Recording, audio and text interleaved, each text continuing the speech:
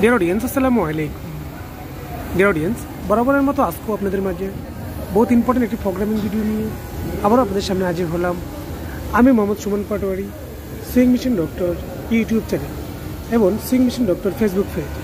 Deer friends, আজকে আমরা দেখব এডিসন মেশিনের মডেল নাম্বার R9। এই মডেলের সার্ভো মোটর কন্ট্রোল বক্সের কীভাবে স্পিড কন্ট্রোল করবেন সেটি দেখাবো। অর্থাৎ স্পিড যদি লক করে রাখতে চান তাহলে সেটা কীভাবে লক করে রাখবেন। আপনারা দেখতে পাচ্ছেন যে মেশিনের স্পিড ম্যাক্সিমাম 4000 পর্যন্ত আছে। আপনারা এটা কমাতে পারবেন, বাড়াতে পারবেন। তো এটা কীভাবে লক করে রাখা যায় সেটা আমি আপনাদেরকে দেখাবো।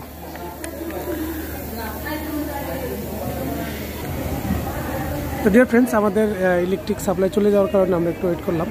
তো এটাকে স্পিড লক করার জন্য আমাদেরকে যে কাজটি করতে হবে, এখানে দেখুন প্লাস বাটন যদি প্রেস করি ম্যাক্সিমাম স্পিড শো করতেছে, মাইনাস বাটন প্রেস করলে মিনিমাম স্পিড যত নামাতে চান সেটাই নামবে।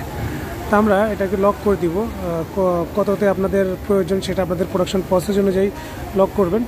তো এটাকে স্পিড লক করার জন্য আপনাদের যে কাজ করতে হবে, এখানে পি বাটন আছে, মাইনাস বাটন। এই পি বাটন এবং মাইনাস বাটন দুইটি বাটন একসাথে প্রেস করতে হবে। একসাথে প্রেস করলে এখানে একটি 4 ডিজিটের জিরো আসবে। এটা হচ্ছে পাসওয়ার্ড। এখানে আমাদের পাসওয়ার্ড সেট করতে হবে। পাসওয়ার্ড সেট করার জন্য এখানে আমাদেরকে প্রথম যে ডিজিটটি আছে এটাকে 2 বানাতে হবে।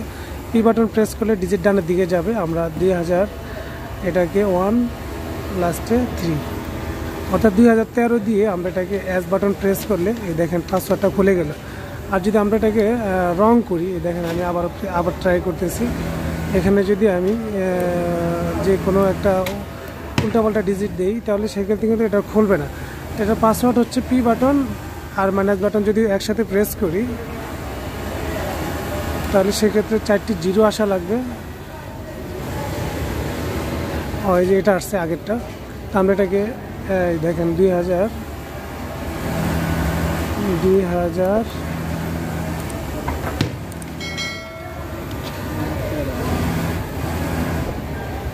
2013 করব। 2013 করে অ্যাস বাটন প্রেস করলে দেখেন P00 চলে আসছে। P01 হচ্ছে আমাদের স্পিড। হ্যাঁ, এটা যদি আমরা এখন পি বাটন প্রেস করি, এই 4000 স্পিড এটা এখান থেকে বাড়াতে পারবেন। আপনারা প্রথমে দেখলেন 4000 উপরে যায় না। এখন যদি আমি 5000 দিই তাহলে 5000 উপরে আর যাবে না। আর যদি আমি এটাকে 3000 দিয়ে রাখি, 3000 দিয়ে যদি অ্যাস বাটন প্রেস করি তাহলে আমাদের প্রোগ্রামটা সেভ হয়ে গেল। এখন দেখুন স্পিড কিন্তু উপর থেকে আমি পাওয়ার অফ করে দিলাম। অফ করে যদি আবার পুনরায় অন করি, এই দেখেন এই যে 5 বাটন প্রেস করে 3-এর উপরে যাচ্ছে না, বাট নিচের দিকে নামতেছে। এভাবে চাইলে এই এডিসন R9 মডেলের স্পিড লক এবং আনলক করতে পারেন।